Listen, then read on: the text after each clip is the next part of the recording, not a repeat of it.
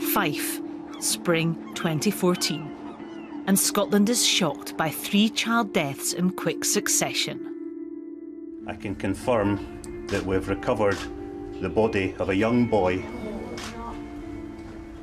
in Fife. An investigation is underway into the death of a 2-year-old girl in Fife, which police are treating as suspicious. Madison died after an incident in a house in the town of Kelty. And the day before Liam died, Rachel Fee's phone was used to search, can wives go to prison together? And if you go to jail, who pays the bills? Every one of these deaths is a terrible tragedy, but there's a hidden story behind each one. I've spent the last few months piecing together official reports and new testimony to reveal that shocking, untold story. I've also persuaded key witnesses who've never spoken before to go on the record. The woman who tried to save Liam Fee. I just wish somebody had listened when I phoned them and somebody had helped them. And I've tracked down little Liam's social worker, who speaks for the first time. You know, I think of all the people that I knew when I lived in Scotland, and they must think I'm some sort of monster. I uncover new evidence that questions whether this little girl could have been saved from a convicted criminal. They turn round and say, nothing could be done to prevent this tragedy. That's just not true. There was something that could have been done. And those on the inside of the child protection system are ready to speak out about what's gone wrong and whether we've been told the whole truth. We don't have an isolated situation. We've got multiple child deaths in the one authority, and I think we need to understand in much more detail and in a much more honest and transparent way what exactly happened here. I'm going to reveal evidence that will question whether the system designed to protect our children is broken and whether those running it want us to know the whole truth.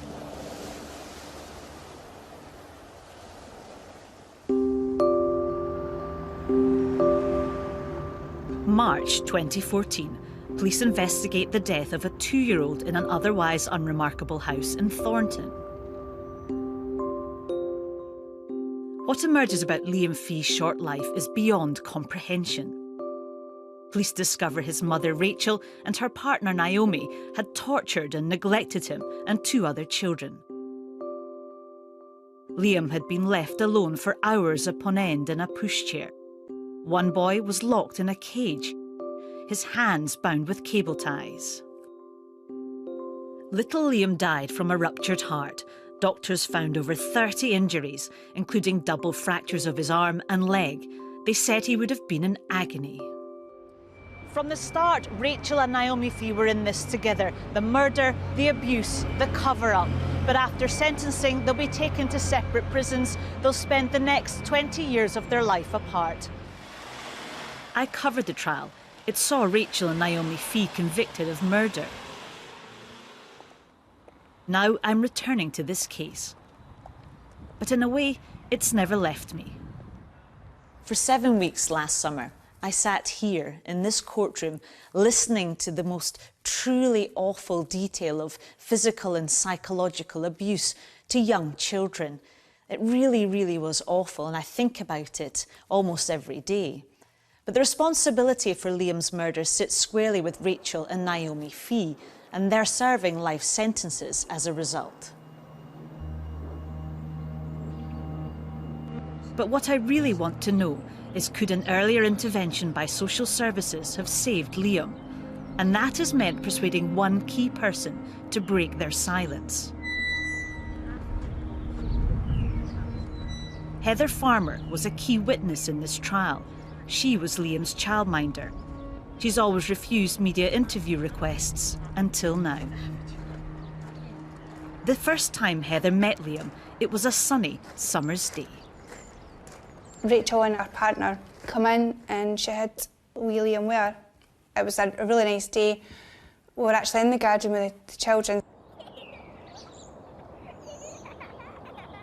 So obviously they come through, they seemed fine. He loved the other kids, he interacted, he was always smiley, and he was always hungry, like snack time, dinner times. It was a happy wee boy. He was just starting to find his feet. But what Heather didn't know was that at home, that smiley little boy was facing an increasingly terrible life. Rachel and Naomi, his mother and her partner, were abusing Liam and other children in the house. And soon Heather began to see the evidence, bruises on the toddler's skin. And so you did speak to Rachel at times about bruising that you had noticed on Liam? Oh yes, yeah, definitely.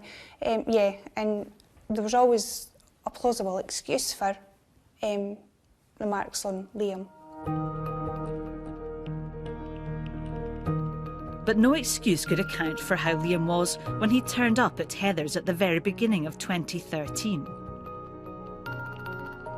He was withdrawn, and Heather was to discover worse.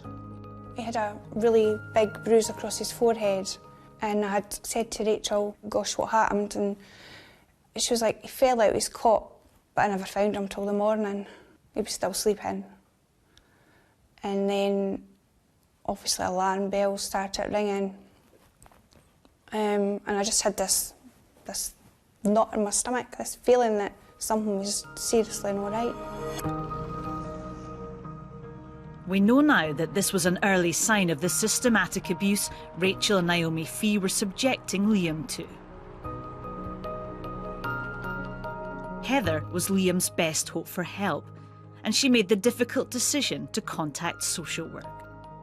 I didn't want to go and open a big can of worms and destroy a family without obviously a good reason.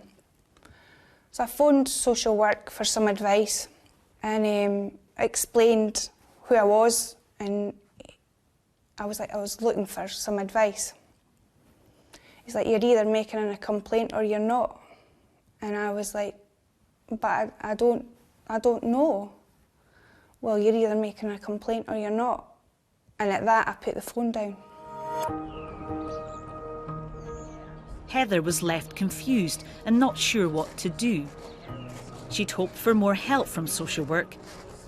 After a week, she decided to try again. She called, and they agreed to send someone round to Liam's house. Later that day, they phoned her back. She phoned me, it was about 5:30 that night, and said that a social worker and the police had been round to Rachel's house and that everything was fine, there was no cause for concern. And how did you feel about that? Because presumably you would have expected to have more of a conversation. I didn't expect them just to go round to Rachel's. I thought they would have come and seen me first, with me being the childminder. I got the impression that I could have just been a nosy neighbour trying to make trouble. I wasn't, obviously, I'm the childminder, and I don't think enough was done. To me, they should have come and spoke to me, at least, before they went round to Rachel and saw Liam. And then phoned you and said everything was fine? They phoned and said everything was fine, there's no cause for concern. We know from the trial that that wasn't true. The children in this house were regularly beaten and tortured, tied up in the dark in a room with rats and snakes. And Liam faced a catalogue of physical abuse. Heather was again to be his best chance of escape. A month after the social work visit, he arrived with what appeared to be a new, very serious injury. I went to Liam and I noticed he couldn't turn his neck round. So I got on the floor with him and I tried to get his attention to see if I could get him to move his neck. And my daughter was there, so she was trying as well, but it was like he was just really sore and he couldn't turn his neck. So straight away I phoned his mum and I had said that I wasn't happy that the bairn couldn't turn his neck. She phoned me back a couple of minutes later and said that she'd made an appointment. It was 10 to 11 at the surgery in the village. So she come straight back for Liam. At this point, we were convinced that she would not take Liam to the doctor. Heather's so worried about Liam, and she's convinced that Rachel is lying to her, so she goes way beyond what you'd expect from a childminder. She drives down to the doctor's surgery and sits and waits outside to see whether Rachel is telling the truth. And then my phone went and it was Rachel to say that she had just come out the doctor's with Liam. The doctor says it's just his teeth in, and she'll take him back home. So obviously you knew that she didn't go to the doctor's surgery. Yes. And what did you do about that? Well, obviously I was upset the rest of the day. She'd obviously blatantly lied to me, and I was still obviously worried about more worried about Liam at this point, obviously now, because I knew she was lying. What Heather had discovered was crucial. Rachel was trying to cover up her abuse. Heather tried to get on with her normal routine. She had a horse and went to look after it. But she couldn't stop thinking about Liam and Rachel's lies. Heather decided to attempt to contact social work again. Remember, this is the third time she's tried to get them to do something about Liam. She phoned a friend who worked in the social work department and explained that she was still worried about Liam. But Heather never heard back. So Heather now made the hardest decision of all. Faced with Rachel's lies and social work's lack of action, she decided she couldn't cope with childminding for Liam anymore. Rachel had obviously lied to me so blatantly. I just couldn't trust her, anything that she was saying. So I phoned her that evening and I told her that I wasn't going to watch Liam anymore. And she was like, that's fine, where's my money? So my daughter took Liam's bag and that round to the house, and that was it. I never seen them after that. And when you look back now, how do you feel about everything? Because you tried to do what you thought was right. I just wish somebody had listened when I phoned them. And somebody helped them.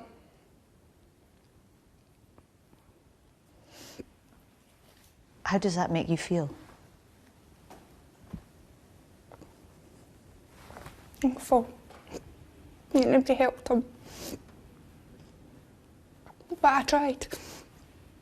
I tried. Can we stop?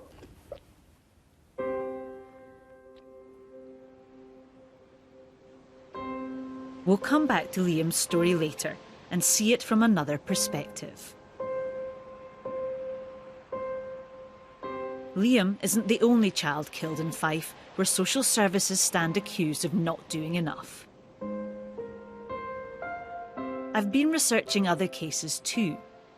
In fact, there were 3 child deaths within the first 4 months of 2014. I want to look deeper to find out whether any of these tragic deaths could have been avoided, and to see whether lessons have been learned to make sure that our children are as safe as they can be in the future. Yeah, I miss her. I've been a miss her, you know, especially at the summertime when we were at the caravan, taking her down the beach and her wee pink Peppa Pig wellies and things like that, you know, you miss all that, you know. But, she was a love kid, you know, we all loved her to bits. These are happy memories of toddler Madison Horn. She loved to spend time at her grandparents' caravan. We were doing the beach, and I swear to God, this was so funny. The waves come up and they went right in her bellies because she was wellied off. She wouldn't go anywhere with her bellies, Peppa Pig bellies. She had to have them on 24/7. Then right in her bellies, well, she tried to take that off. She would nothing. We were walking back up the road and all she heard was squash, squash, squash, squash. It was so funny. Oh, she was just, I loved her. Just loved her. Loved her to bits. You looked after her a lot. Oh yeah. Aye, it was meant to be every second weekend, but it got longer and longer and longer. Okay. But, however, I didn't mind. Didn't mind at all. She was gorgeous. I loved her to bits. She was here.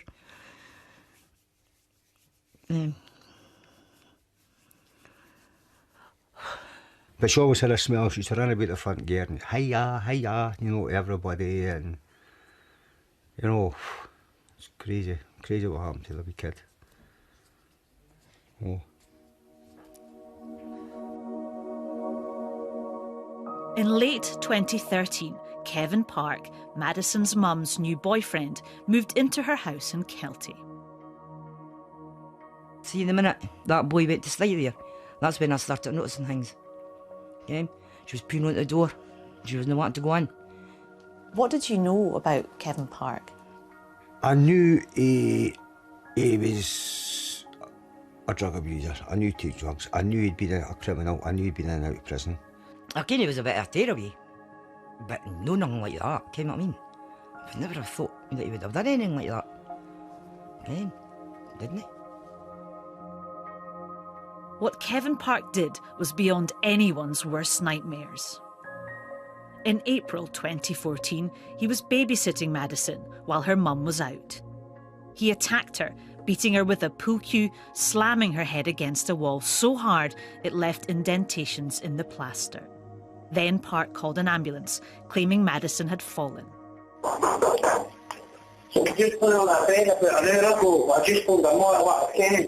The base came of age, rock that heat.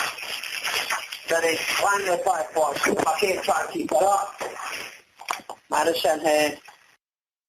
Madison died later in hospital. Doctors found 65 separate injuries.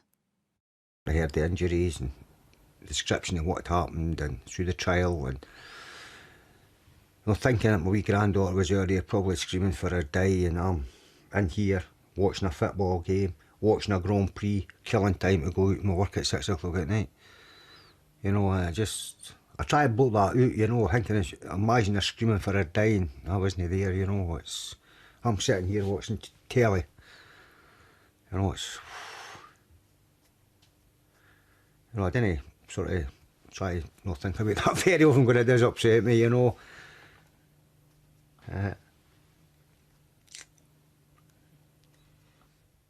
Got to go in my bedroom because she used to draw in my. I've got a big, what do you call it, wardrobe that's got a great big mirror down the front. And she used to like drawing in it, and I used to leave her because I think it takes it off, eh? And I used to just leave her hanging and drawing in that, eh? And it's still there to this day. I'm not letting nobody touch it. I just leave it, okay? Can't go on. Tom's has got to bring my stuff out to me and that, eh? And can't go, can't do it. Yeah, so I sleep here.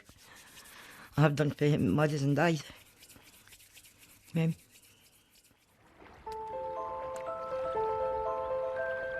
This park is where Madison used to love to come and play.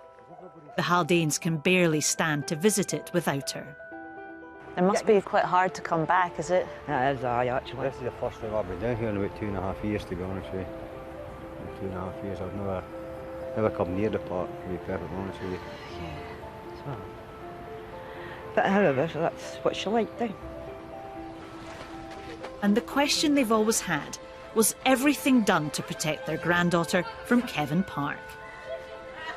That's because at his trial, it emerged he had 38 previous convictions, including for domestic abuse. I wasn't quite sure what to expect when I met Madison's grandparents, but what you can clearly see is a family who are utterly devastated by everything that they've been through, but a family that's been asking legitimate questions about the official version of events. And I'd like to get answers to those questions too.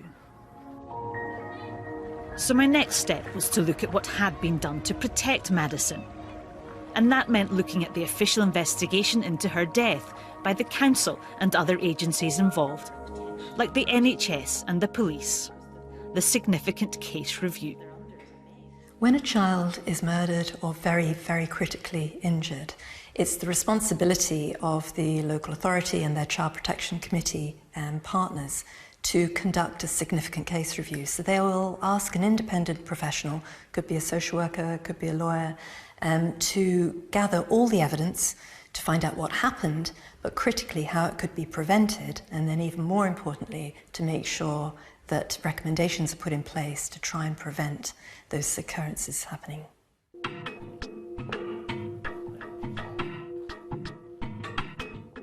I want to show you two documents. This is the official investigation into Madison Horn's death, the significant case review. It clearly says the death of Child A could not have been anticipated, and that neither Child A nor her mother were known to social work at the time. But here's another document. It's a decision by the social work regulator, the Scottish Social Services Council, about a Fife criminal justice social worker. It found he failed to protect a mother and a child living in Fife from a new partner with a violent past. In these documents, members of the public involved with social work aren't named. But we've matched details in the report to court records and can reveal that the offender was Kevin Park and the mother and child were Madison and her mum, Anne-Marie. So it is true. Neither Madison nor her mum were known to Children's Services, the part of social work that deals with child protection.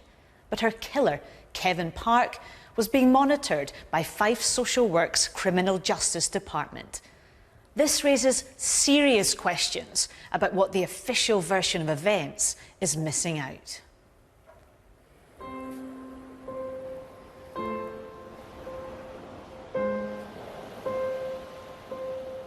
I wanted to know more, and I knew one person who could help: Madison's mum, Anne-Marie.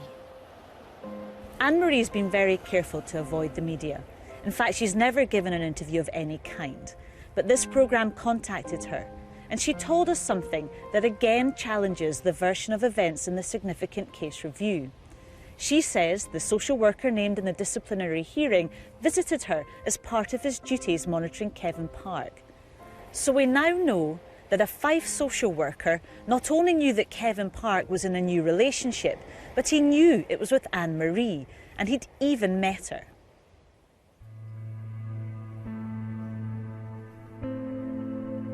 Anne-Marie agreed to answer some questions we sent her. She's played by an actress. We wanted to know if she would have acted differently if she'd been told what Kevin Park's social worker knew about his violent past.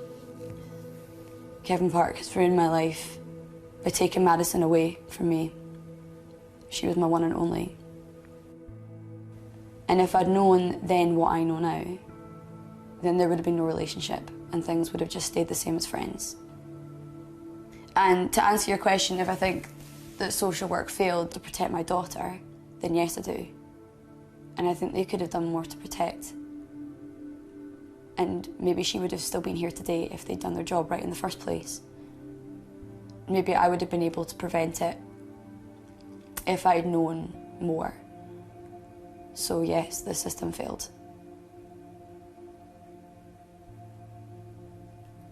Anne-Marie has to live every day knowing that she let Kevin Park into her life and he killed Madison. But we're building a picture here.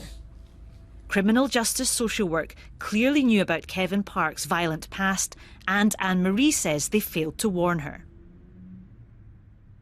We've also established that social workers visited his old home on 2 or 3 occasions to assess whether he posed a risk to other children there. Madison's grandparents are absolutely clear. The information we've uncovered shows their fears that professionals failed to protect Madison are justified. If they knew he was like that, why was Madison no protected and why was people no going in to make sure Madison was alright? That's my motive. That could have been prevented. In my eyes, I didn't think they've done enough. Sorry. Or she would have still been here. She would have still been here. I think that my granddaughter Madison was just left at that animal's mercy, that monster's mercy, you know. So to me, for the Fife Regional Council or Fife Social Work Services to turn round and say nothing could be done to prevent this tragedy, that's just not true. There was something that could have been done.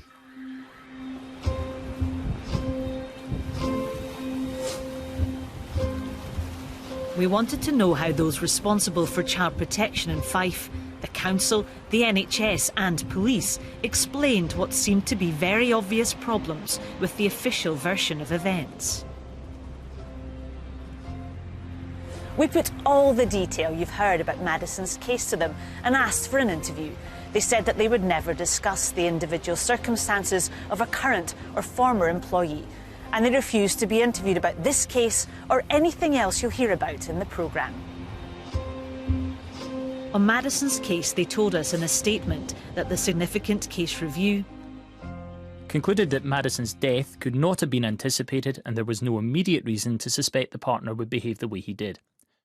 As part of the significant review process, the independent reviewer met with Madison's mother and fully considered Kevin Park's offending history, which included his involvement with criminal justice services. The review concludes that key information was not shared as it should have been. We fully acknowledge that this could have been better handled and that the information available was not considered and fully analysed in respect of the potential risk posed by Kevin Park. We deeply regret what happened to Madison, and all necessary steps have been taken to minimise the risk of something like this happening again.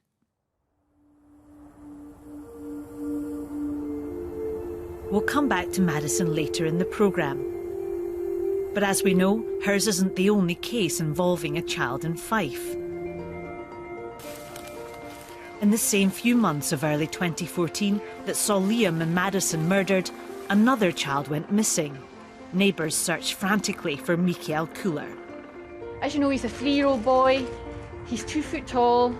He is British, of Asian appearance, and he's believed to be wearing a beige, thigh-length coloured jacket. The 3-year-old was reported missing by his mother, Rosedeep, but it soon emerged that the truth was even darker. The mother of missing 3-year-old MIKAEEL Kular is still being questioned tonight after the body of a child is found. News of the discovery in Woodland overnight was revealed by police. I can confirm that we've recovered the body of a young boy in Fife. His body was discovered wrapped in a duvet cover, left in a suitcase, buried in woods behind his aunt's house in Kirkcaldy. His mother had beaten him repeatedly after he was ill following a visit to a fast food restaurant. The Crown accepted her plea of guilty to culpable homicide on the grounds she hadn't meant to kill him. MIKAEEL's death was shocking. He had been in foster care and on the Child Protection Register, meaning the highest level of social work scrutiny. Fife's significant case review found Child Protection Services had made some mistakes, but that his death could not have been predicted.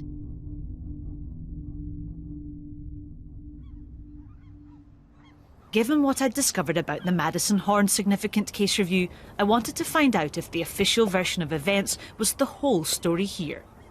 And that meant trying to persuade MIKAEEL's family to speak. MIKAEEL's grandparents were close to him and his brothers and sisters. They were often involved in their childcare. They've never spoken publicly before, but I managed to contact them. And although he didn't want to speak on camera, MIKAEEL's grandfather, Dr. Bangarpet Krishnaswamy, agreed to meet me to record his concerns with the official investigation into MIKAEEL's death.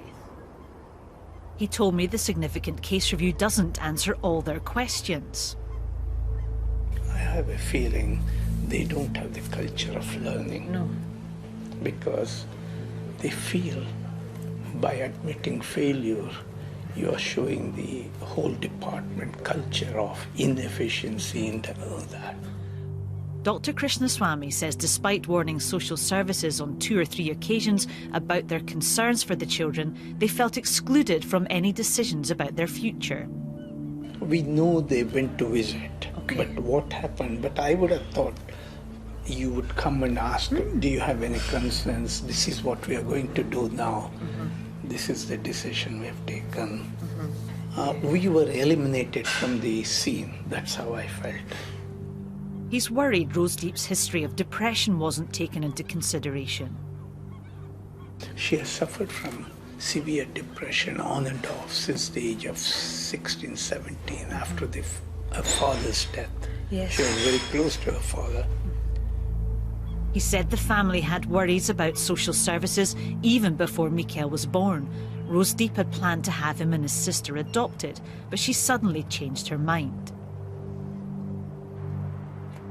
We put the family's concerns to Fife Council. They said, "The central finding of the independent review states that the circumstances that led to MIKAEEL's death could not have been predicted. Members of the wider family were contacted as soon as possible at the start of the SCR process by the independent reviewer, although there had also been some proactive contact before the end of the trial. The report is clear that good communications existed, staff acted well with the information available to them at the time. There was also good ongoing contact between Fife's social work services and the family. A level of trust was built up and the family felt able to contact us at any time if they had any concerns." So we now have 3 cases in Fife, all of which are raising questions about how information is shared and about whether warnings are being ignored. I think there really is a sense of frustration, isn't there, every time we read about the death of a child, or the significant case reviews do tend to say that at certain points information could have been shared if only we had acted earlier, and also if only neighbours or local community folk had either reported their concerns or been listened to. I want to come back to Liam Fee's case. His childminder, Heather Farmer, had already told me she tried to raise concerns about him 3 times. But she wasn't alone. We know from the trial that a nursery manager was later to contact social work with worries about Liam's injuries, all after Heather had stopped looking after him. A nursery manager has told a murder trial that staff recorded a number of injuries on the toddler Liam Fee over a period of 3 months. She told the trial that he seemed afraid to go home with his mum. Liam's GP also spoke to his health visitor expressing concerns about his injuries and development. So who was responsible for the fact that despite all these warnings, Liam still died? Only one person has ever faced a disciplinary hearing that we know of in relation to Liam's case, and that is a social worker who was assigned to him. A woman called Leslie Bate. 2 years after Liam died, Leslie Bate, the social worker in charge of his case, was struck off by the body that regulates social workers. But is it really as simple as one person's mistakes? I wanted to know more, but the regulator refused to release transcripts of public hearings, some of which I attended. So we relied on my notes, on agency reports and press clippings from the time. Leslie Bates' hearing revealed a divided department. Staff said there was infighting and poor communication. Karen Pedder, who ran the team, admitted that she kept information in her head rather than recording it properly. The regulator's decision said it found some Fife Council social work staff defensive and evasive, and that systemic failures had played a role in Liam's death. When I sat through the court case, it was also clear that there were problems in the department beyond Leslie Bate. The trial gave us detail about the people who tried to speak up for Liam, but it also gave us an insight into the child protection team. And the key evidence on that came from the team leader, Karen Pedder, when she stepped into the witness box. She gave evidence about what happened after Heather's warning that Liam's mum was lying about taking him to the doctor. We think her testimony is crucial, so we've had actors recreate the exchange in court. And it centres on what happened when Liam's social worker, Leslie Bate, went off sick soon after that warning. Leslie Bate went off sick on the 1st of April, and the case was not looked at again until June 2013. That's correct. So in fact, the case was not looked at between 20th of February 2013 and June 2013. That's correct. Why not? Sometimes the social worker was off sick, so we have to, on a week-to-week basis. So we generally don't review the cases until, unfortunately, something extra comes into them. Unless we know that person's going to be off for a lengthy period of time. And what's a lengthy period of time? Usually after about 4 weeks. So April 1st till June? Yes. A bit longer than 4 weeks. It is, yes. So what seems to have happened here is that basically, so far as Liam is concerned, this case just went off the radar. It did, yes.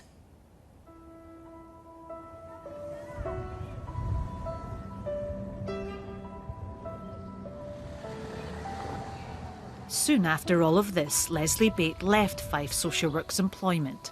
She moved to Spain.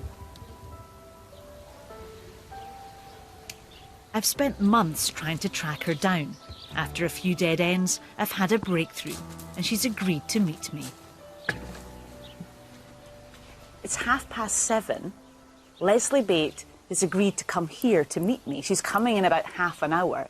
I don't know what she's going to say. The only real conversation that we've had so far has been by email, and she's dropped hints that she thinks that she's been made a scapegoat in all of this. I don't know if I'll be able to persuade her to go on camera. We'll just have to wait and see. We spend a few hours talking, and quickly I realise that she's the key voice that hasn't been heard. She's worried about how she'll be seen after being portrayed in the press as the one responsible for failings in Liam's case. But after thinking things through, she agreed to speak for the first time. We began by discussing her visit to Liam after Heather's warning about his bruising. I went with a policewoman and he had sustained a bump to his head. The parents, Rachel and Naomi, gave a very plausible explanation. The policewoman took a photograph and sent it directly to the sergeant on duty at that time in the family protection unit, and he accepted their explanation. I think that you were also, you had to follow up on another concern that was raised when Rachel and Naomi had said that they took the Liam to the doctor. Yes. So do you remember doing that, and do you remember discussing that with your boss? Yes, I would have done, definitely, because you didn't work in isolation. Anything that came through to the child protection team had to go through an initial referral discussion with the police, social work, anybody who was involved, and what the action we were going to take. So, yeah, my team manager will have been aware of it, as would my senior been aware that I hadn't followed up on it. Leslie says it was pressures at work that led to her going off sick while she was still assigned to Liam's case. What I think is interesting is that when I went off sick in on April the 1st, come the June, when it was obvious I was going to be off sick for a long time, my team manager went through all my cases and saw that there were notes that I hadn't put on the computer. Obviously, it was due to be put onto the computer. I didn't know I was going to go off sick, but I did. So then I was told that I was under investigation, and basically they went on a fishing expedition to find all little gaps that I hadn't kept up with. Leslie returned to work and in the autumn faced disciplinary action over Liam's case and others. But she says that his case hadn't been properly handled in her absence. While I was off sick, no one had picked that case up, and yet they could see that I hadn't done any work with it.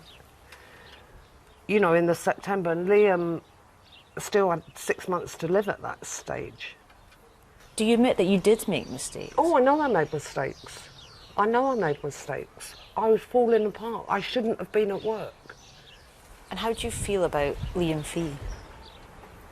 I'm very sad, obviously, that Liam Fee died. For any child to die in those circumstances is horrible. And to have had any part in that, it's a horrible feeling. But I don't think the blame lies with me. I don't think the blame lies entirely with social work. At the end of the day, the parents killed that child, nobody else did. But there were opportunities that must have been missed. Someone should have been visiting them, taken over from where I left off. He died while I was off sick, and yet all the blame seems to have been placed on me and nobody else has been held accountable.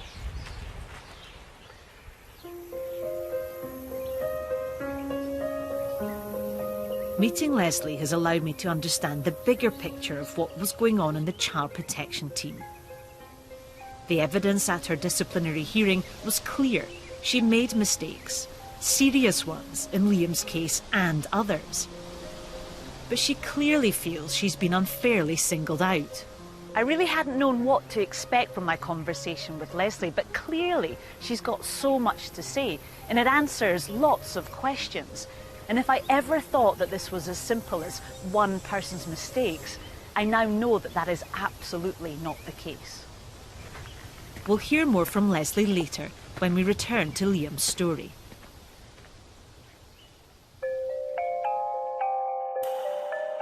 Tragically, the children whose deaths I've been looking into aren't the only ones to die despite social work involvement. I've looked at 9 other Scottish cases from the last 2 decades. The published investigations into what happened vary widely, from 90-page documents to short summaries with little detail. Significant case reviews are a real strength of Scotland's child protection system. The whole purpose of them is to do justice, if you like, to a child. So they're a real strength. And where they're done properly, professionally and thoroughly, we've really seen a lot of changes and differences. You only need to look, for example, at Declan Haney in Renfrewshire, Randon Muir in Dundee, led to, in many cases, overhauls of the system and improvements to keep children safer. In Fife, we have 3 child deaths in 4 months. I was struggling to accept that Fife's investigations into its own involvement in child deaths were good enough. But what I really needed was inside help. Neil Hanvey was closely involved in the oversight of social work until this May. As a counsellor, he was the leader of the SNP group and was the party's lead on social work. Would he be surprised by the scale of the problems I was uncovering? We've got here the significant case review from Madison Horn, and this is the disciplinary hearing into the social worker who was responsible for Kevin Park. Yes. You've had a look through both of those things, and you can see that here it says that Madison's death could not have been anticipated, no evidence to suggest any agency was aware of any concern. And you see, when you look through this, that that is not the case. What do you make of that? Well, my immediate response to that is that there's a significant mismatch between the 2 sets of evidence, and for the significant case review to assert that there was no evidence when clearly the findings of the SSSC illustrate effectively that there was a body of evidence that was sufficient to be presented to them in a conduct hearing is a real concern. And that alone draws into question any of the conclusions and findings of the significant case review. How much of a worry for you is that there isn't perhaps a transparency that is required to learn lessons to move forward from such a tragedy? Yeah.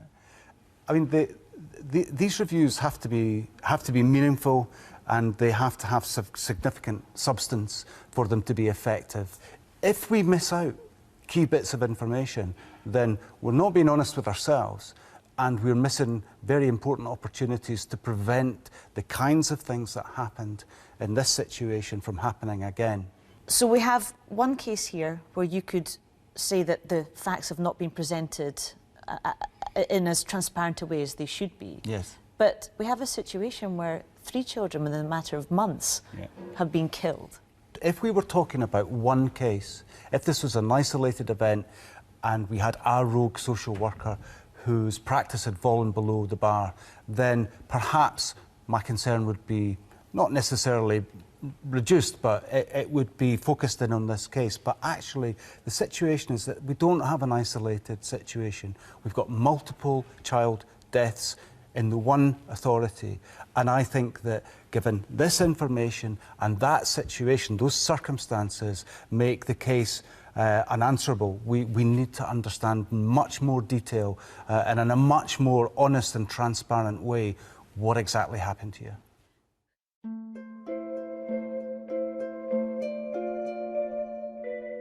We wanted to know just how good the internal investigations into tragedies in Fife were. So we asked Fife Council for all its significant case reviews from the last decade. They refused to give us any ones other than those already published. We weren't satisfied, so we appealed. The council then told us that there had been 3 more. One of them can't be released because of a criminal investigation, and for the other 2 they agreed to a partial release. But to be honest, I'm struggling to make sense of them. They're only a few pages long and nothing more than a list of recommendations with no detail really about the cases involved. We showed the Fife reports to Colin McKerracher. He's led significant case reviews across Scotland, and as Chief Constable of Grampian Police, he chaired the North East's Child Protection Committee. We've shown you the significant case reviews that we've been given from Fife Council. What do you make of them? I don't think it's sufficient for you or the public only to get a table of contents and then some recommendations, because I think if you just get a list of recommendations, it's fairly meaningless for everybody who reads it. So I think context is really key to that. So there's a couple of these that for me are a bit light, and you need to get more information. But to give you a contents table and recommendations, as far as I'm concerned, that's rubbish. Why does this matter? I think it matters because from a professional's perspective, they are frustrated that time and time again the incidents happen, children are harmed, and they've been doing their best to try and prevent that, and yet it seems that every now and again we get a headline case that seems to suggest we've not learned any lessons. And I think the significant case review at its best is the tool that allows us to look into those circumstances and actually find the learning that everyone says significant case reviews are meant to be finding.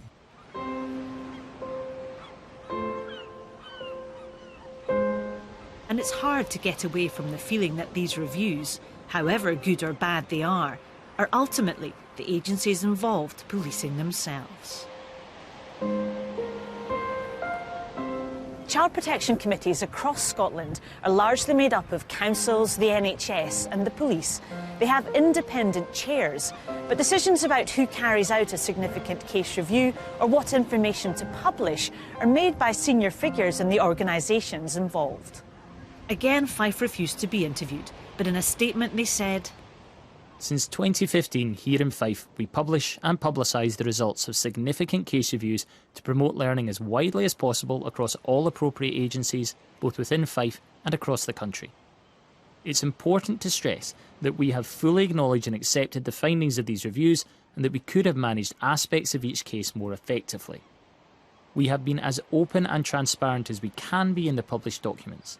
What is published from reviews is based on legal advice, balancing out issues of personal data protection and what learning can be drawn from these type of tragic events." I wanted to investigate another concern about Fife. When I looked into the national regulator's figures, I discovered that over the last 3 years, more than 1 in 5 social workers disciplined worked in Fife. I've contacted 3 former employees who faced investigation. None of their cases involved harm to children. Could they tell me why so many Fife staff were facing investigation? They're played by actors. What do you think of the system in Fife? Well, I don't think it puts the children first. It puts the agency and the organisation first before the needs of the children.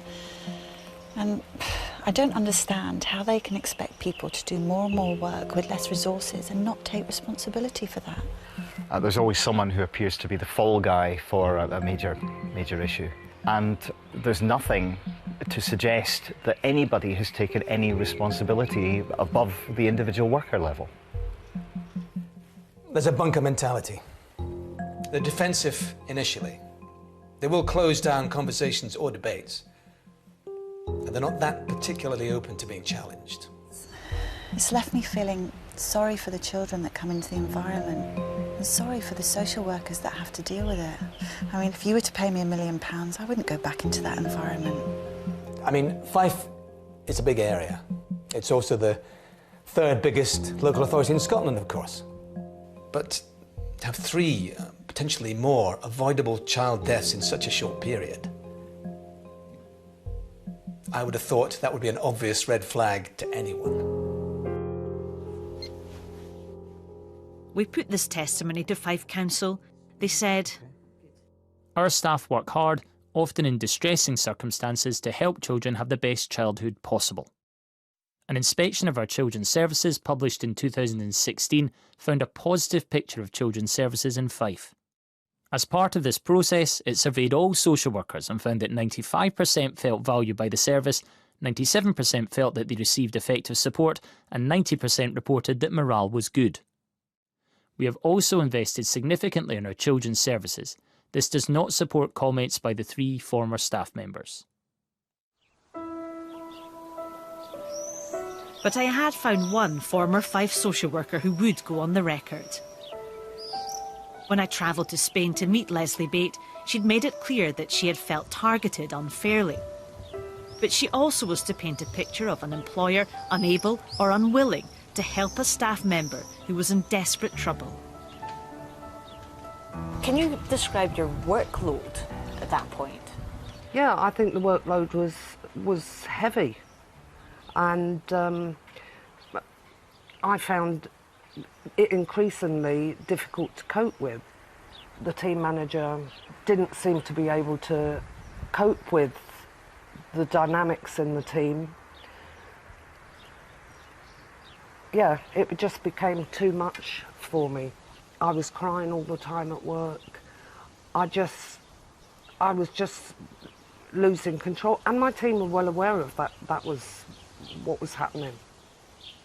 And I had no support whatsoever. Leslie admitted she had made mistakes at work, but her employer didn't find them serious enough for her to be dismissed.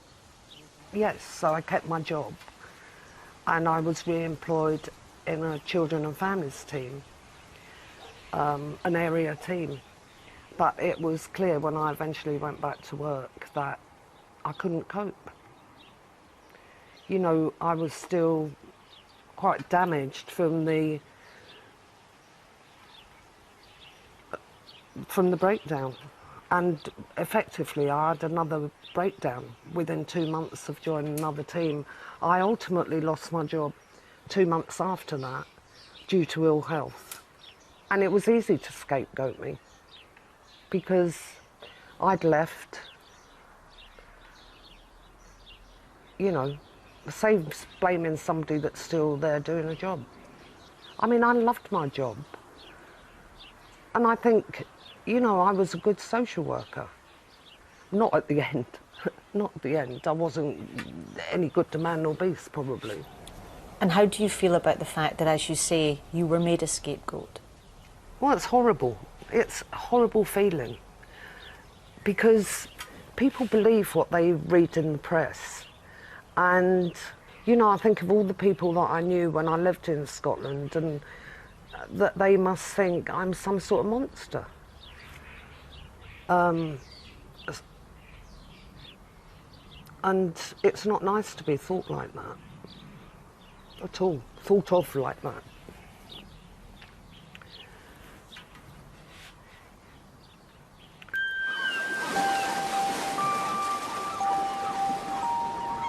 We put Leslie's claims that she wasn't properly supported by her employer to Fife Council. We also asked them why no one else seems to have been disciplined over Liam's death.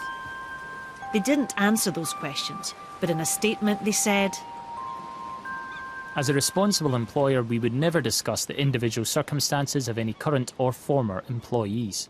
Every effort is made to support staff in their jobs, and the council works hard to help those who are experiencing difficulties. This case does not reflect the high standard of professionalism which we expect and receive from our social work staff. A link has been made with this worker and the death of Liam Fee through the media, not by the council. Liam's death was a tragic occurrence which has had an enormous impact on all the staff involved. It's clear that professionals who were making strenuous efforts to act in Liam's interests were drawn in by the demands and needs of Liam's mother and her partner, who were adept at playing the system.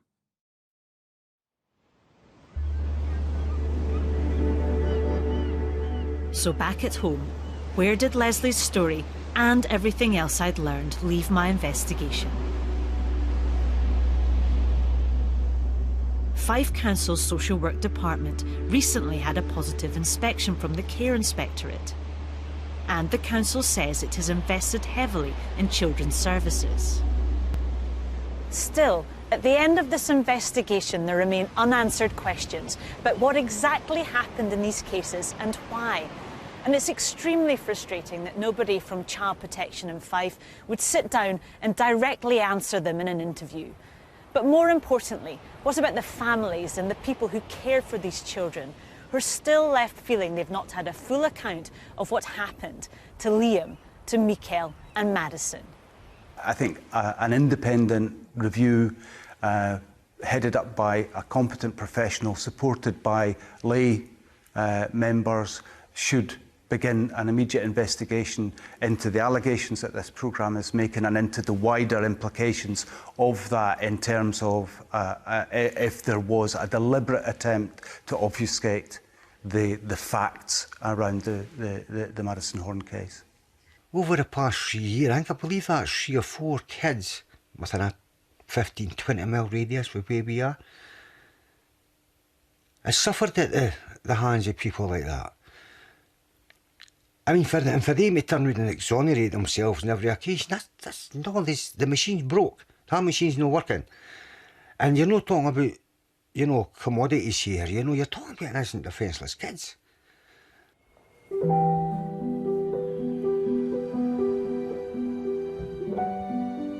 This story comes down to 3 children who'll never have the chance to grow up.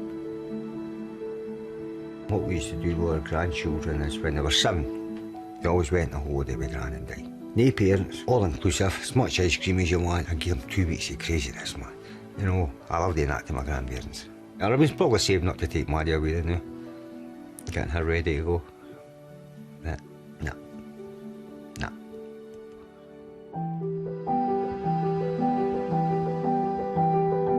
Children who should have their whole life ahead of them.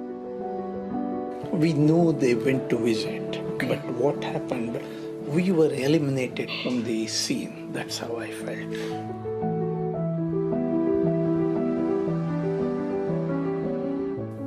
Children we failed to protect. I just wish somebody had listened and somebody had helped them. I think about him every other day. He should have been going to school last year. He didn't get to go.